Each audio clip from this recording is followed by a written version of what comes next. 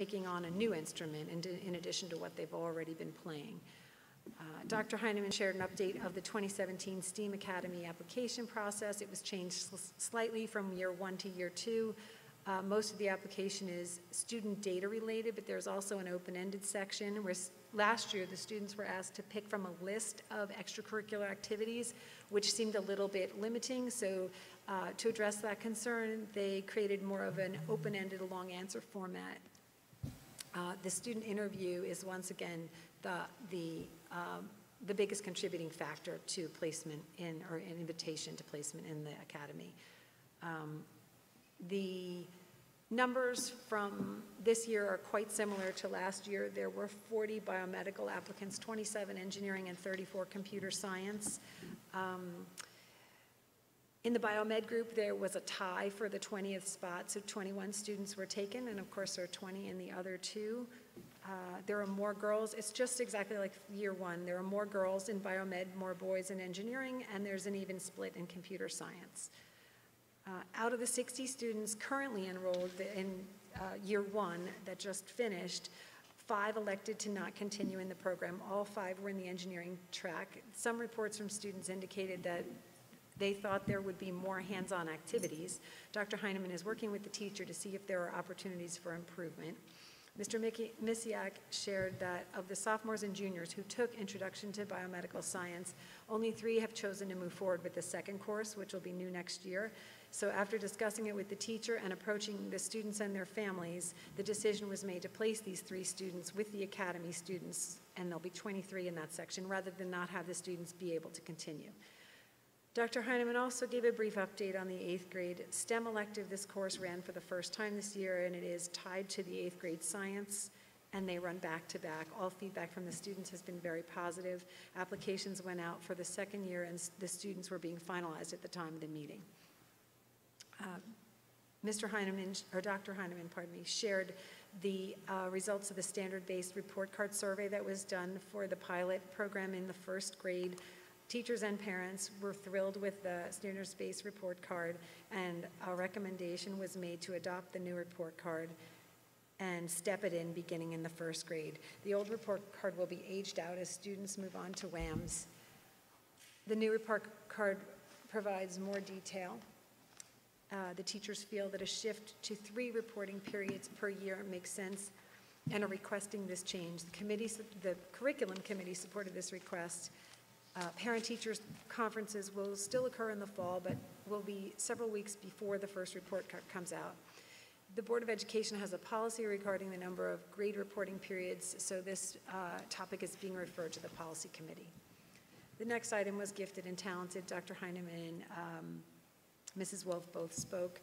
This year, the 6th grade G&T students who were identified through the former process began receiving additional math instruction in the form of 3 math cycles. These math cycles, approximately 6 weeks each, replace 3 other grade 6 cycles of the students choosing. There are 38 6th graders in this program. They attend one of 3 math cycle courses during either cycle 1, 3, and 5 or 2, 4, and 6. The purpose is to provide G&T enrichment as well as ready the students for the transition to 7th grade algebra. Ms. Wolf feels that there will be some students in this program who may not meet the qualifying criteria for 7th grade algebra. Board members expressed concern about class composition in the 7th grade algebra when on-ramp students who have not taken the cycle classes merge next year with students who had the cycle classes. Ms. Wolf recognizes this concern and is working with the teachers to prepare for this going forward as the telescope students moved up. A recent presentation by Mrs. Hudak on the transition to middle school raised questions for some board members about existing clustering at WAMS. The board was not aware of this practice. The decision was made in, there's a history on this, but the decision was made in 2016 that clustering would only continue for mathematics. Ms. Wolf explained that clustering at WAMS works very much like clustering done in the elementary G&T program. When a limited range of abilities is in the room, the teachers report that differentiated instruction is much more successful. And this approach will continue next year. Dr. Heineman presented the 5-year curriculum cycle chart, which basically identifies which programs, which curricular areas will be up for a program evaluation on an annual basis. that was made available to all board members. The item in the agenda for approval tonight is the English as a Second Language 3-year plan. Ms. Stotler explained that this plan is required by the state to be submitted and must be voted on. She just explained that there are 3 different types of programs that the state allows: English language services, bilingual, and ESL, which is what we offer. Currently, we have 64 students that speak languages other than English. There was discussion about the challenges our students have when English is not their spoken language. Our biggest challenge is at the high school. We have 6 students at Ridge with limited education past elementary school, and this poses some academic challenges. 2 years ago, we hired an ESL teacher. We're getting close to possibly needing a bilingual program, but we're not right there. We're not there quite yet. If we were to reach 20, but they're not all in one school, we would continue with the program as it stands today. There was a novel review by Mr. Huncher for the addition of a text in Honors World Literature, which is a senior year course.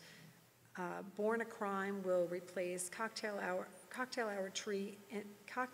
in the Tree of Forgetfulness, pardon me, which was actually written by the host of The Daily Show. You can read the review yourselves. It's really not that exciting. Sorry, Mr. Huncher. Mr. Huncher is recommending The Testing by Joelle Charbonneau as a literature circle choice for 7th grade. It's another dystopian novel which appeals to that age group.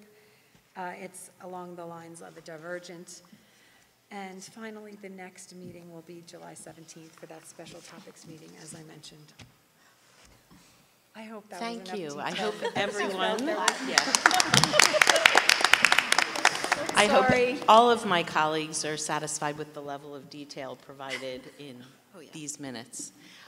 Do we have any questions for Mrs. Gray on part 2 of her minutes reporting? Comments? I just Mrs. Wildridge? I have a quick question. I looked at the survey results for the standards-based report card, and it seemed like the most common comment was The comments section. the teacher comment section. Well, it's not going away. That was cleared up right away.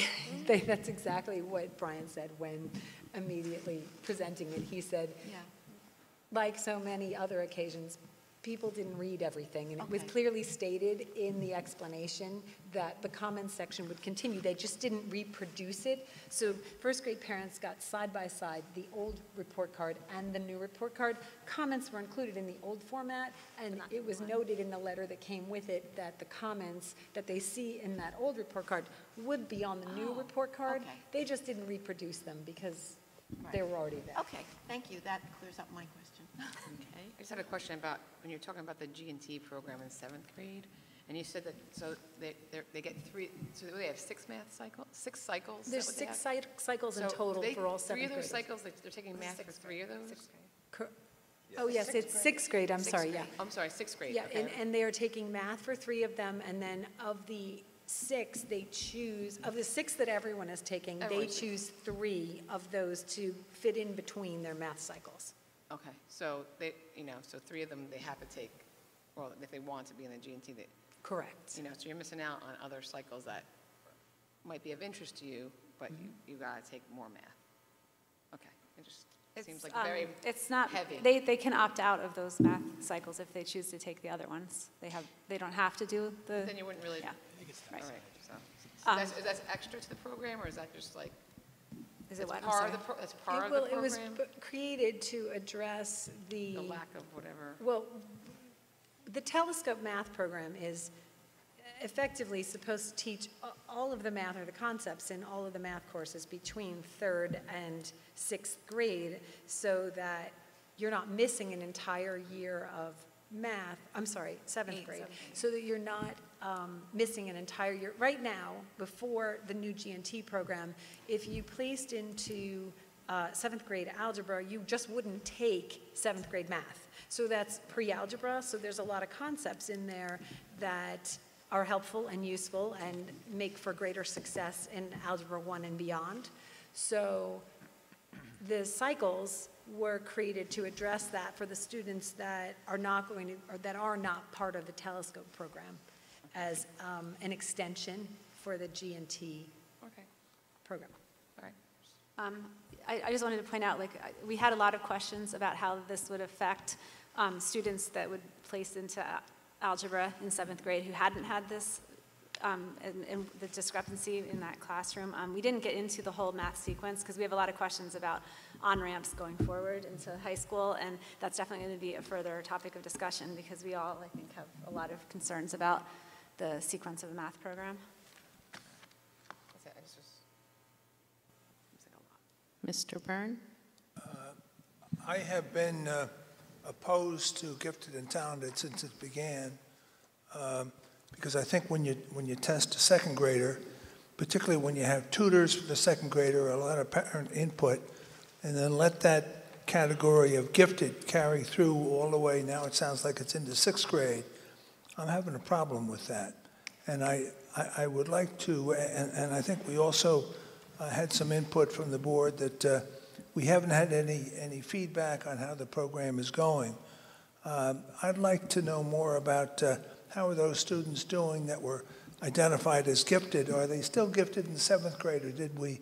And how about the others that come out of the woodwork? Is it still those top 30 kids or whatever it is that are at the top, or did they lose ground? I'd like to know a lot more about the program. I don't like it.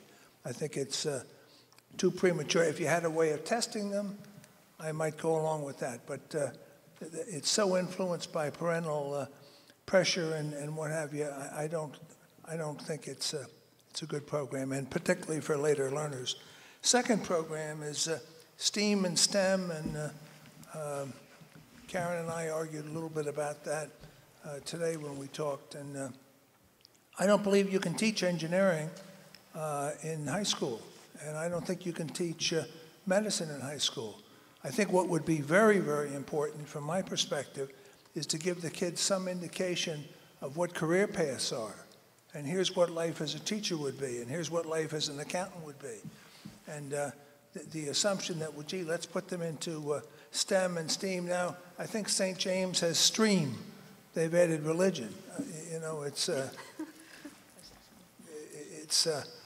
I think just, and to make an academy out of it is even more stupid as far as I'm concerned.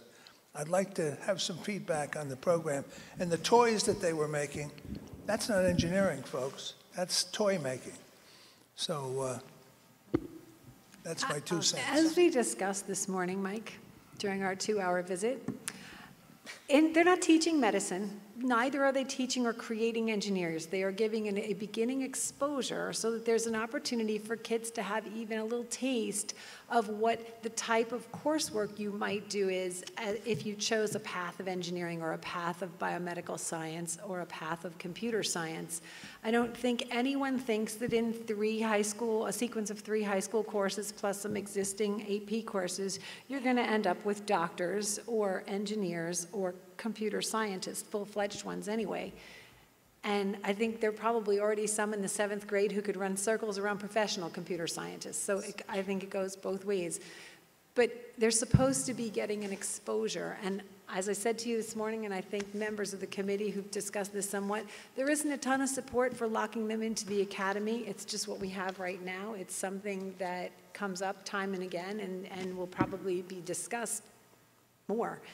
I just want to say, as far as your questions about the G&T program, that one question that I read here tonight was the beginning of a list as long as the list I read of Common Core questions, so there will be more information to come after we meet in July. Well, I'd like feedback on gifted and talented. I think it's selecting kids at a much too young age, and even 2nd grade, my gosh, somebody that's born in September versus somebody born in June, in 2nd grade, that's a tremendous gap. That gap narrows as you get older, but there's an advantage then for older kids, 8, 9, 10 months older than others.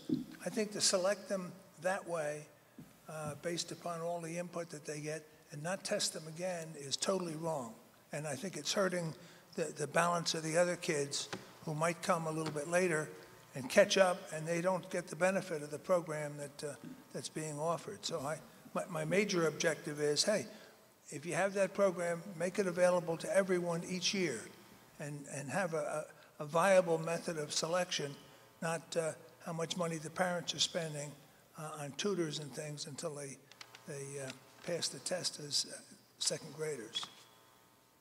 I mean, I share Mrs. Swerner's comments about, or her thoughts about expanding the program to not just math, because I think we have a very limited definition of giftedness in this program to begin with.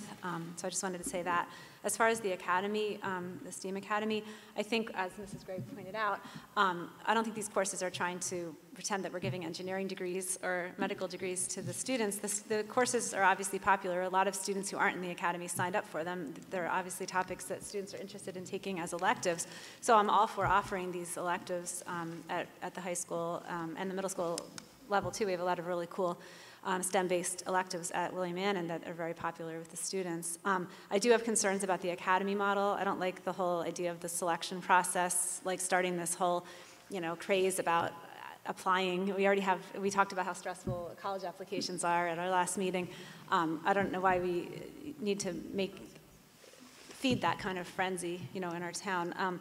I don't like the idea of kids being locked into, obviously they're not locked in, they can drop out of it, but the idea that they feel like they're making this 4-year commitment when they might not know what they're interested in yet. So I'd rather have a more open model where students can sign up for these electives and, and make sure that if they start the Project Lead the Way sequence, they get to finish it. You don't want kids to start it and not be able to get the certificate or whatever, but I'd like to see it more open-ended of a model. We also asked questions about the design and creation class that is the first year required class for the academy. And we were questioning, why is that particular class necessary as opposed to it's a fine arts requirement, and that's how the students are meeting it. So we discussed that also. Why can't they satisfy their fine arts requirement with a different kind of art, if that's what they like, and still take the, sequence of Project Lead the Way, whatever track they want to be on. I agree with you on the academy 100%. I think that all the kids ought to have the benefit of taking a course if they want to in what I'm going to call model making. While we're going on the record, I think it's worth noting that one of the things that came up during this discussion, as I mentioned, 5 students have dropped out of the engineering academy program. So that leaves 15. So that cohort of 15 will continue in their own cohort. They will not be mixed with any other students at this point. The kids who have selected the courses, the numbers fell out that it's fine to keep them as 15. But if more students drop out in year 3, we could be running a very small section. And I think there are those of us that feel on the committee that feel that that's another testament for maybe why you can have the elective courses in a sequence that earns you the Project Lead the Way certificate without locking into an application model academy. I won't bother arguing about that, but Project Lead the Way, and it's, in my opinion, it's just phoniness. Are there any other board members who have comments? Let's give some other people a turn. I agree with what Robin said about having the courses, but not necessarily an academy model. But what Mike was saying about the testing, I don't know, parents preparing the children for testing into the math, that's like those tests, the MAP and the COGAT, it's not the sort of thing that you go to Kumon and get better at your math facts so that you can ace those tests and get into the math thing. Those are IQ type of tests. The kind of questions that are on those tests are, which of these things is not like the others kind of questions. They're, brain teaser kind of thought stuff that's meant to tease out, more or less IQ kind of information, I think. So, I don't think that that's fair to say that, parents are preparing their kids to get on this math fast track with test prep, because the method that we use to test for entry into the program is truly meant to look for giftedness. Correct me if I'm wrong, administration. Well, I do think you're wrong, and I think to I think to not run Rhonda that was test. looking for an answer from administrators, Well, I don't care. clearly. I want to come back. If you gave that test every year, and if it was in fact an intelligence test, I have no problem with the program. It is. They give it in, it's expensive. I think they give it I'm in going to have second and Mr. fifth Markarian grade. clarify, please. Dr. Heineman, you've been so patiently sitting here and listening. And I know that we have an onboarding option for third grade as well. Could you speak to the testing requirements a little bit by way of background? Because I agree with Dr. Dunton, and I think that you could explain a little bit of how we look at both second and third grade students with regard to entrance into G&T.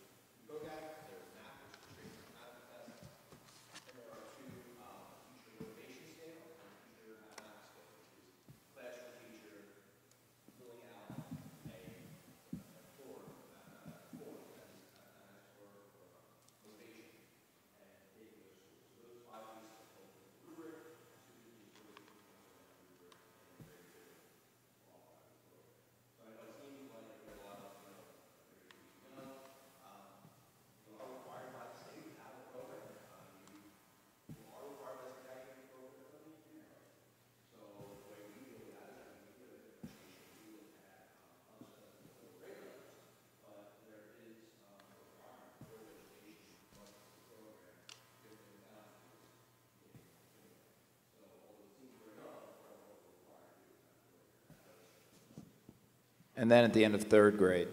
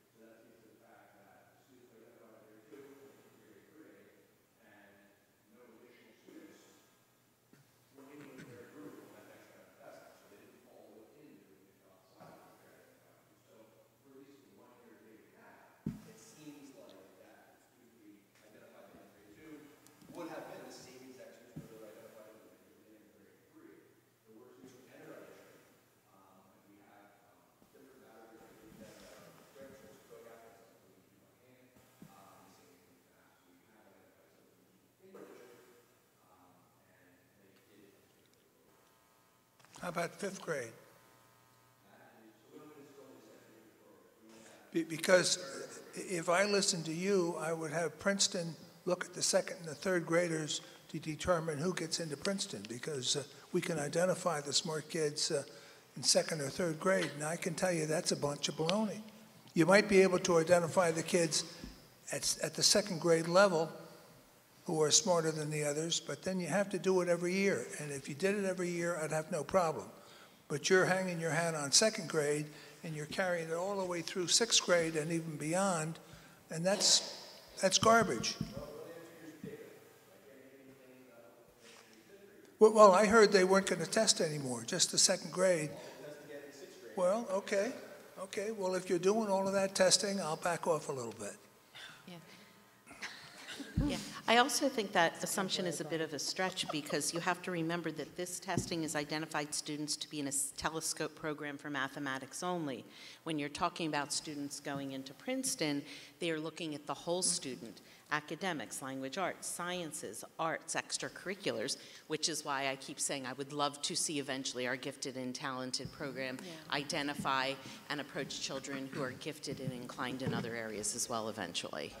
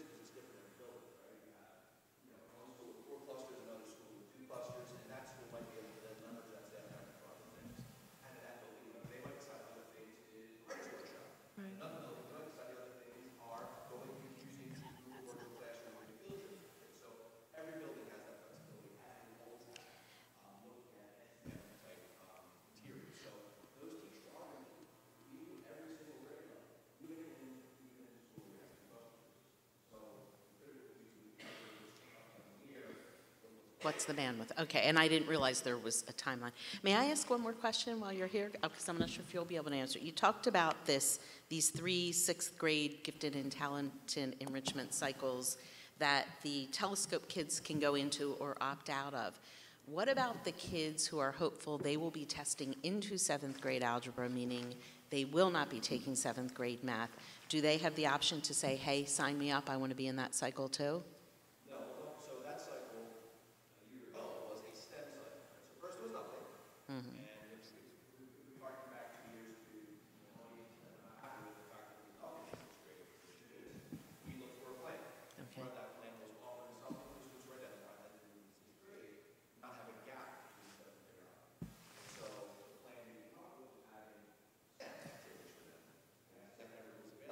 I remember that, yeah.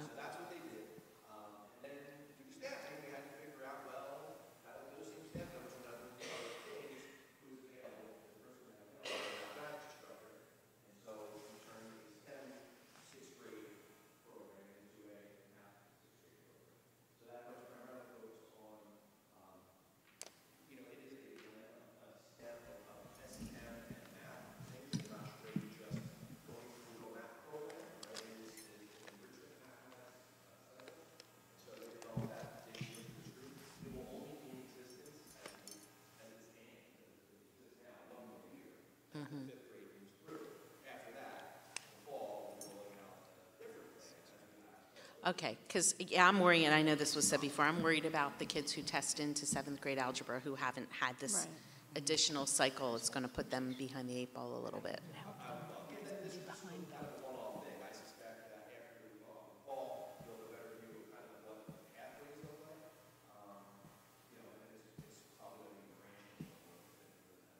Okay.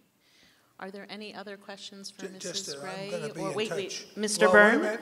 let's let I'm everyone sorry. have an opportunity to ask their questions, and then we'll come back to you again. Question. Are there any other board I'm members gonna who have talk. questions I'm before sorry, Mr. Byrne Mrs. has his President. turn? I have a comment. Right, but we want to I- make sure everyone has a turn, and then we'll They'll let you have a have turn. another turn. I will be in and me. touch, because I want to get involved. Are there any other board members who want an opportunity to ask a question or make a comment? Okay, that's all, I have Mr. one more Byrne. comment. Go ahead. I was told by the board president that she would not meet with me alone unless the attorney was present. Because Wait a second. because I Excuse was me? threatening her. So guess what? She's still on the attack. I don't even know what to say about that. Let's just move on. We're in the curriculum committee report right now. Yeah. Yeah, that's what we are. All right, then I think we need to vote on item number 1, please. Mr. McLaughlin? Mrs. McCune, Yes. Mrs. Waldridge, Yes. Mrs. Korn, Yes. Mrs. Richmond, Yes. Mr. Fry, Yes. Dr. Dunton, Yes. Mrs. Gray, Yes. Mr. Byrne, Yes. Mrs. Swerner, Yes. Madam President. All right, we are now up to advocacy. Anything to report? Yes. A lot shorter minutes. Advocacy met on June 5th, and it was our last meeting of the year. And we usually, and we did, take the opportunity to thank all of the PTO presidents for their time, hard work, and generous donations over the year for our schools, because their fundraising efforts and volunteer efforts make so much possible for each and every one of our schools. And we thank them so much for stepping up to the plate and being the leaders in their schools. We also welcomed the new PTO presidents that are going to be residing as, over their PTOs over next year. The 2017 and 18 meeting schedule, advocacy meeting schedule was handed out, and there is a copy, I checked, there is a copy in the advocacy folder for all the board members, if you're interested. I'm sure, Mr. Byrne, yours was probably printed out by Christina or Jen, and you were probably already gonna have it. Yes.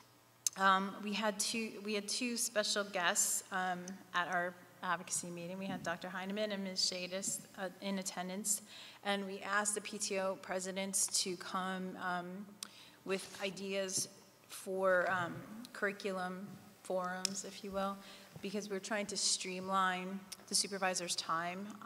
So we asked them to come with topics that was of interest to each of their schools. And here are the things that they told us that they were interested in. One is English language arts, particularly targeting grades 3 through 5, and they were really interested in knowing about how grammar is taught, how they can be supportive to their students. There was a lot of interest in the GUM grammar packets, and so they requested a fall presentation so that they can start off the year knowing more about that and being able to help their students right from the get-go. One other topic that was brought up was dyslexia and how, what kinds of supports are in place for children with dyslexia. There was another topic of math, K-2 Go math instruction and support. Since every year we always have kindergartners coming in and the parents may not be familiar with Go Math.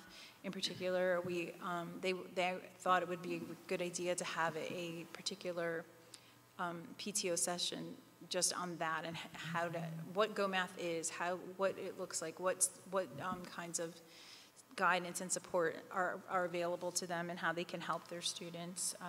So that was one idea. There was a big request for more STEM presentations.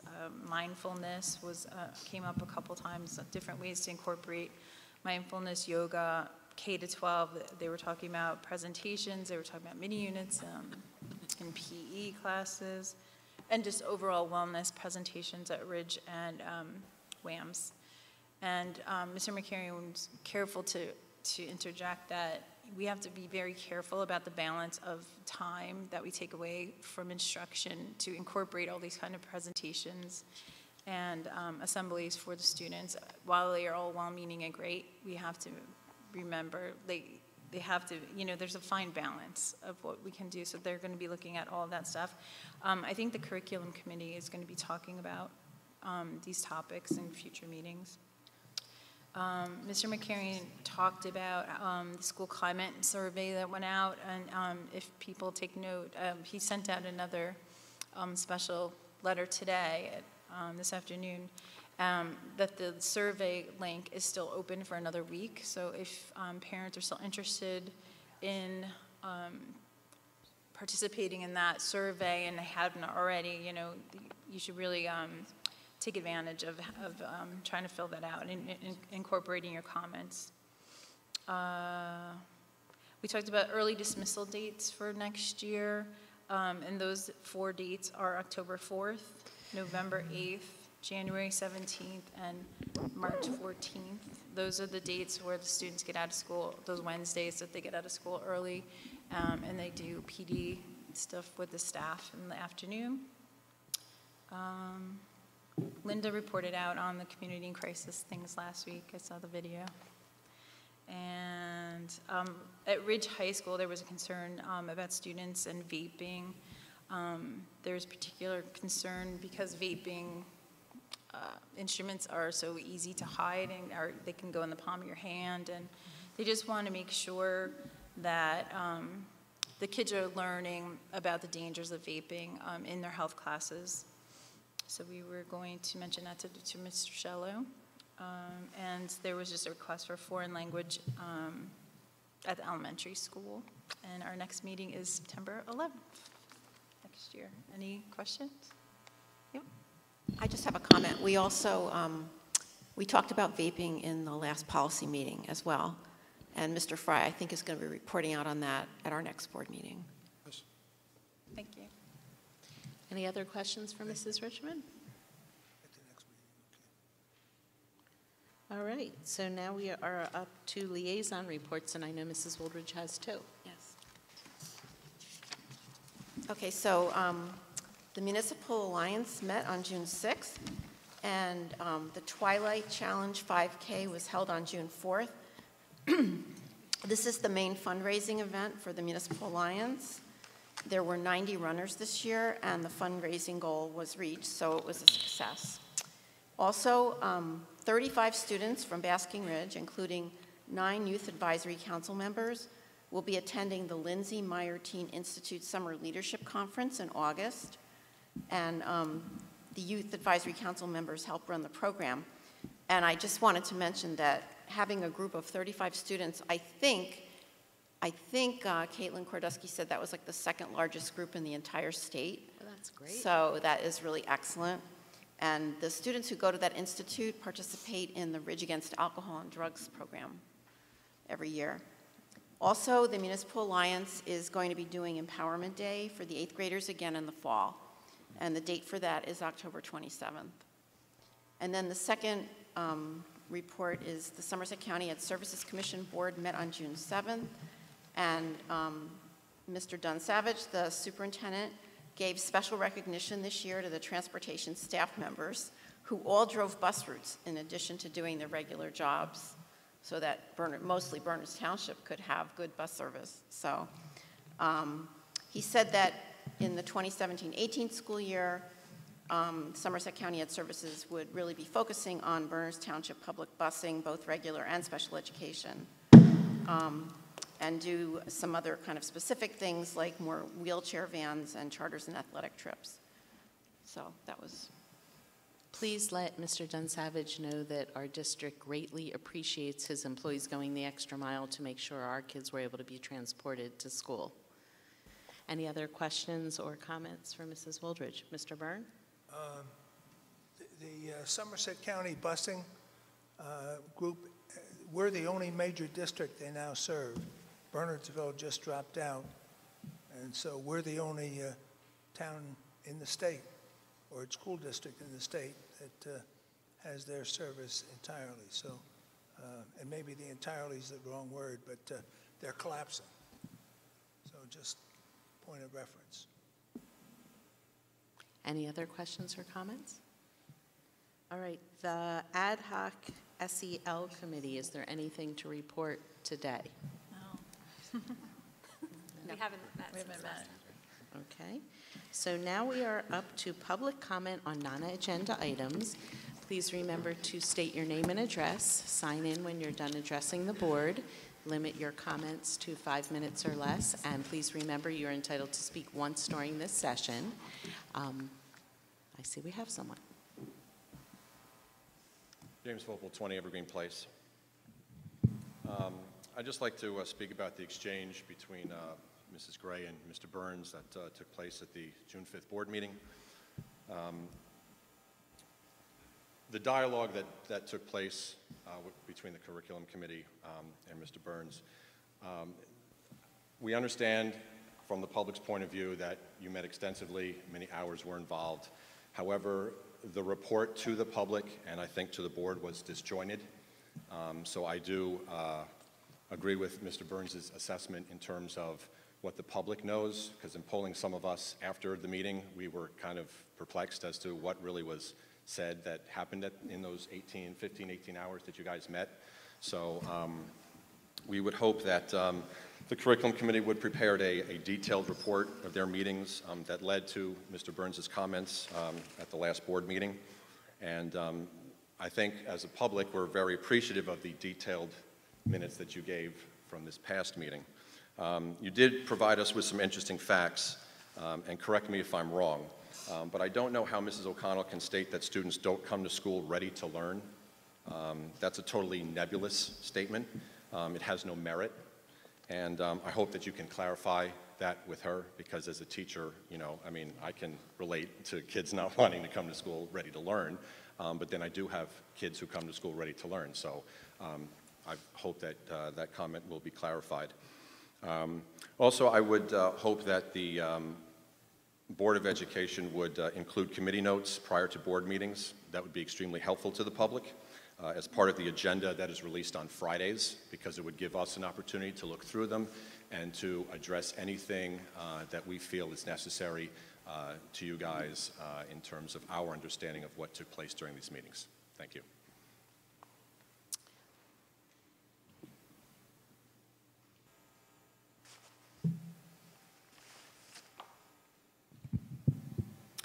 Good evening. Sharon Vopel, 20 Evergreen Place. I didn't come with comments prepared, but I think we heard some really good information tonight. Thank you for sharing the information from curriculum, because it is true. I mean, I think what I took away from the last meeting, or the early June meeting, was that it was probably about 15 hours of, more than that? 8. Okay. I remember you saying like 10 or something. I said 8. Watch Okay. the video. Okay. Well, still, it was a lot of time, of your time. And that was an exhaustive report. I appreciated it very much, because I left the meeting I was more confused, and that's a lot to go over. So thank you for putting that in notes. And I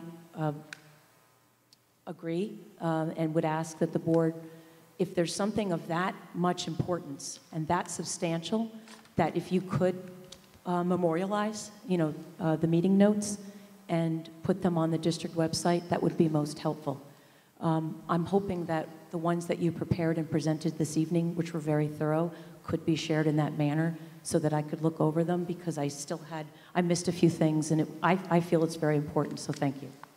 I also wish to ask that you please clarify the statement made by Mrs. O'Connell and report back at the next board meeting, because I think people were speculating as to what she may have meant, but I don't understand the comment myself, and it perplexes me, and I want to know what she meant exactly from her and not people speculating.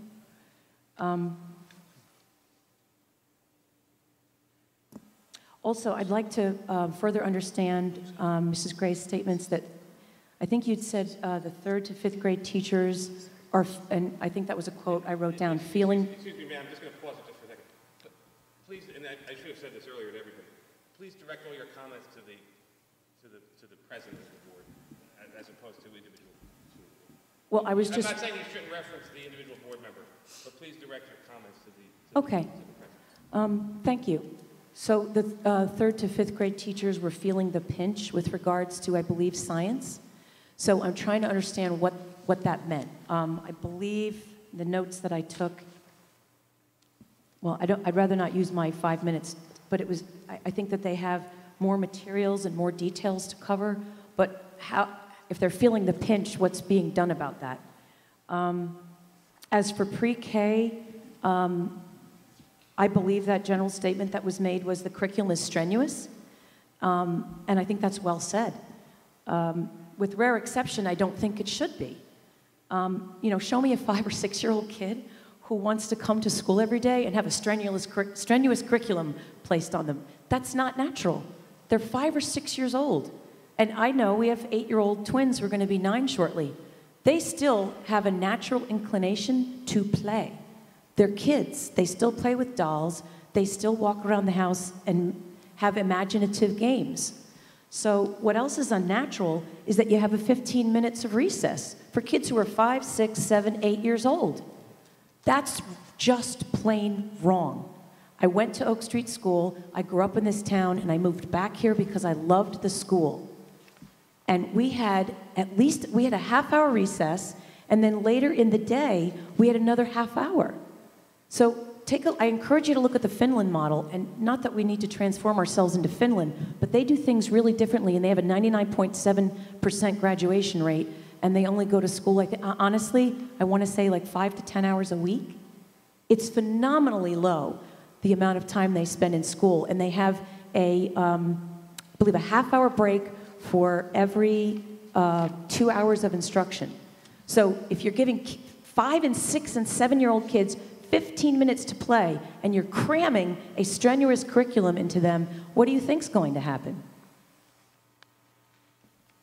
With regards to the language arts curriculum, I started researching some of the 3rd grade curriculum to try to prepare my kids, just to see what the material was. And some of it's pretty dark, not all of it, but I will say that, for example, one of the books. Oh, okay. Then I'll try to jump to. It's the read aloud that starts in September and runs about 6 to 7 weeks. It's an S-level book. On Fountas Pinnell scale, that puts you at the end of 4th grade, and you're starting 3rd graders hearing that book as a read aloud.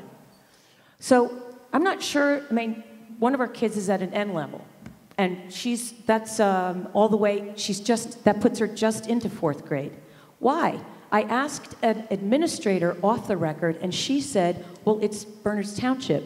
It's all about academic excellence. And what you're losing here is that it's about kids, too. They are human. And they don't, I don't think they can process the amount of academic excellence and strenuous curriculum that you're placing on them at 5 and 6 years old. About the gifted and talented, I actually looked up the COGATs just to find out what it was, because I didn't know what it was. And I just did it again when you said I don't think a lot of people are doing that with the tutoring. You get 60 results on Amazon for test preps. Testmoms.com has 100,000 questions. There's 40 apps that you can download to help prep your kid. We don't do that, and we never would. But ask yourselves if you think parents are doing that here. I'm going to try. Thank you very much for being accommodating. So, I think that's an issue here, because what you're losing is the human factor. You've got emerging self-confidence that's coming out, and with these COGATs, you're plucking kids that are supposedly gifted in math, and you're pitting kids against one another. You brought up a very valid point about... You're going to need to start wrapping up your comments now. One last point, thank you. The College Board, right? How it's stressing some kids out because they didn't have their results back yet. What do you think it does to little kids when their friend gets plucked for telescope math and they don't? You're stressing them out and you're pitting them against one another from the get-go. So those are the comments I came up with just sitting here listening to everything. It's been a great meeting, so thanks for all the information.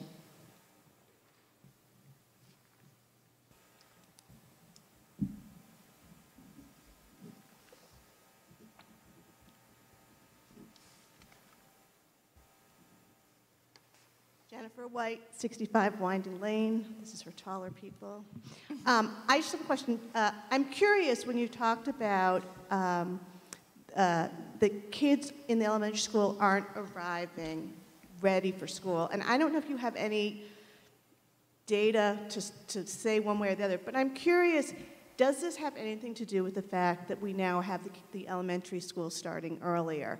Because years ago, the kids didn't come till 9 o'clock, and while that might not seem like a big deal, for young kids, it is a big deal to come at 8:30. And if 3rd graders are doing chorus or they do a musical instrument, they're coming at 7:45. So that really is a lot earlier. So I would be curious what the comments might have been about kids coming ready when we did start later. And I don't know if there is anything to even look back on to figure that out. But it is just something to think about. The day is longer. We know it's more rigorous. And these kids do go home, and it's the parent's choice to do all sorts of activities. But they are little, it is a long day, there's a lot going on, and that may account for why they are showing up to school in the morning and they're starting the day out tired. The other thing I just wanted to follow up on, summer assignments. I was really, really happy to hear the discussion that took place at the last meeting. I would like some clarification. I did go through all the summer assignments. It doesn't look like there have been any changes for this current year. I'm wondering if it's still something that's going to be looked at for the following year. I know I pulled up my son's physics assignment, and I know one of the things that was discussed at the last meeting was the fact that the children are getting graded on assignments that they've done during the summer, but they've had no input, they've had no time to ask for help. So I pulled up the physics, honors physics, and it specifically says that their assignments are due Thursday, September 7th at 7:30 a.m. So they're not actually even in school, and those assignments are due. So they haven't had a chance to go in to ask any questions. So since that was brought up, I did just want to revisit and ask for some clarification on what is going to be happening, if this is just something that's being discussed for the future, or if we can expect any changes for this summer. Thanks. Thank you. Are there any other public comments this evening? All right, so public comments are closed, and if you'll excuse us for a moment, we're going to confer to see how we're going to handle the responses.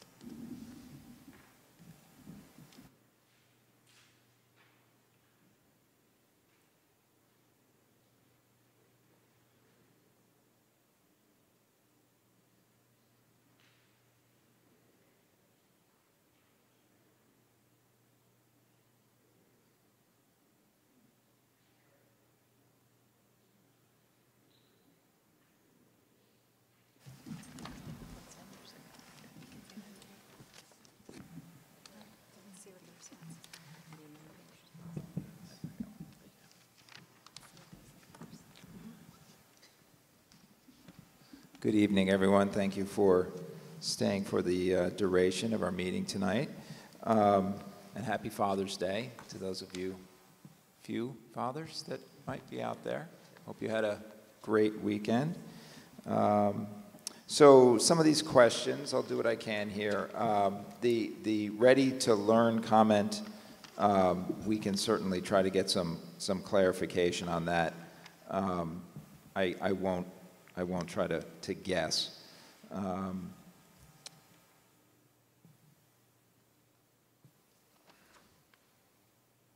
It came up twice.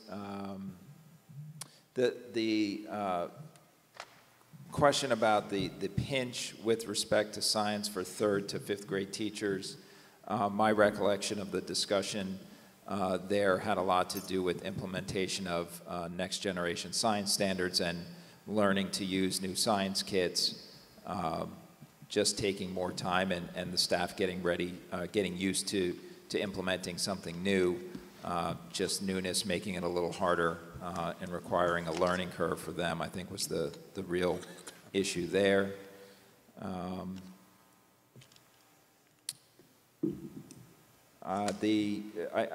not sure how to respond on the conjecture about the telescope curriculum and stressing students out in an early age. I'm not really sure that I can respond to that. I don't really have an answer for that. Arriving ready to learn came up again. Time with respect to when school is opening. Again, I'm not sure. Could that be? Maybe. Summer assignments, I can clarify that one a little bit. We did work on some language changes for the end of this school year to try to get a change effectuated with some of our practices for the coming fall when students return to school in September. I think the question was specific to summer assignments for physics being due essentially the day the kids come back to school. We did address the grading aspect of required assignments that would be graded and made it made it clear, I think explicitly clear to the teachers that for September they needed to have a methodology by which the students could get some help if an assignment that was graded, that was a summer assignment, was going to be graded and it was going to happen right away, that the teachers would work with the students to allow them to have the opportunity to be reassessed for full credit as long as they were making a good faith effort and demonstrating that they had tried to do the work over the summer. That was the idea.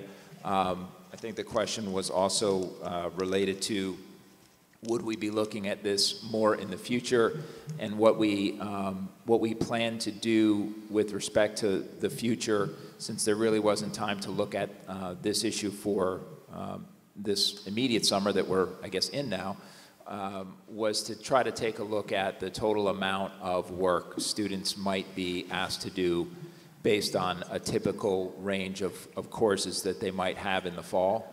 So sort of taking a look at pathways, general pathways that students would have in their schedule, looking at each of the summer assignments and having a conversation about the amount of estimated time that it would take in aggregate for a student to do all of their summer work, and is it overwhelming and unreasonable. So that is a project for the coming school year. All right, we are up to board forum. Do any board members have any comments? Mrs. Gray. I want to make a clarification. Everybody knows that the meetings are on video, and I went home and I watched it myself after there was various commentary throughout the community about how many hours, how many committees met, and what have you. Last time, there were 4 reports from the SEL committee, not the curriculum committee. They were given in aggregate because this SEL committee was formed sort of impromptu by the Board of Education to address concerns from the community that began with Parents for Change but have continued. And we were able to incorporate concerns Board of Education members had had into some of the topics that have appeared on those agendas. So there were 4 meetings between May 1st and I think it was June 1st. June 5th. Thank you, Linda. And as each of the members of that committee chair another committee on the Board of Education, we've agreed that there is no official formal chair responsible for each meeting's minutes every time we meet. We have agreed to take turns. As such, and as it happened that evening, each one of us had recorded minutes for one of those meetings. The us being myself, Mrs. McEwen, Mrs. Wooldridge, and Mrs. Richmond. And we had each prepared minutes, but Mrs. Richmond was unable to be here last time, so I reported on 2 of the 4 sets of minutes. Mrs. Wooldridge reported on 1, and so did Mrs. McEwen. In aggregate, those meetings took place over 8 hours. They were 4 2-hour meetings. There was work involved that took time outside of the meetings to prepare the minutes and then to address the concerns that came up when we each review each other's minutes to make sure that we're not missing anything or that anything isn't misrepresented or inaccurate. That took additional time. But the meetings themselves were 8 hours in aggregate. Do you want to add? Sure. Yeah, so there was a lot of confusion. I think Mr. Byrne also had mentioned something about personnel minutes, so there was a lot of confusion during that conversation at the board. He had said that the personnel minutes that I reported out on were not complete, and I reminded him that most of the stuff on the personnel minutes is confidential in nature and doesn't get reported out on. So I think that whole conversation during the board meeting was a bit confusing. And so I think that's how people didn't know which committee he was referring to. And in terms of the minutes from the SEL committee, the first meeting, I think Mrs. Wooldridge reported on the first one. She didn't have that much to report because we actually spent the first hour of the first meeting deciding what the committee was going to be and how it was going to work going forwards, the structure of the committee and the membership of the committee and which administrators may or may not attend meetings going forward. So it's more of like a planning meeting, and then we reported out on the rest of the minutes from those meetings. I was the one that reported out on the summer assignments part. I remember that much at least. So I'm just going to follow up with one other comment to say that despite Mr. Byrne's accusations, there are no secrets being kept and no information being withheld from anyone at any time. And I just wanted to add that we got caught up with the reports on the ad hoc SEL committee, so from now on, we will be reporting like only one meeting at a time, so that will be, a lower volume of information at once. Excellent. Are there any other comments for Mr. Byrne? I have two or three. One, I definitely encourage more discussion. I think it's very, very important that not 3 or 4 board members participate because they're on the committees, but I think the full board and the community ought to be part of the discussion. So I'm pressing and have been more open discussion. Yes, I did ask about the Personnel Committee meeting minutes because I got the minutes and I didn't know how to read them. And you clarified that for me in closed session. They should not have been read in public, but they probably should have been read in closed session. We ran out of time. So I apologize for that one, but they weren't reviewed, and I didn't understand that summer school and no teacher involvement. What happens if you take the same course second semester and you don't get a summer to do the extra reading and things? I have a big problem with giving assignments and testing and grading on material that there's no teacher involved. I guess I hope we review that whole area because I think it's a major problem. I did meet with Mrs. Gray this morning, 2 hours, and tremendous help. But it took me 2 hours to understand the curriculum minutes and the other committee meeting minutes about stress and what have you. My one comment on stress at the meeting was it was all academic. And I brought Mrs. Gray tonight, maybe about 10 articles on, hey, it's social media, it's a whole lot of things going on. It's not just, the fact that they're getting too much homework or the assignments aren't being reported properly by the teachers. So it's a very complex subject, and our discussion was very beneficial, but it was just 2 of us. And I would have liked 9 of us, plus the administration and probably the public involved. And I don't think we do enough of that. So that's, if I had a theme up here, it's more discussion, more understanding, not only of the board members, but of the public. And I'll stop at that. Any other comments for board forum? All right. We are up to item number 23. Might I have a motion for adjournment? Dr. Dutton, second Mrs. Gray. We are adjourned. Thanks for coming out. Good night.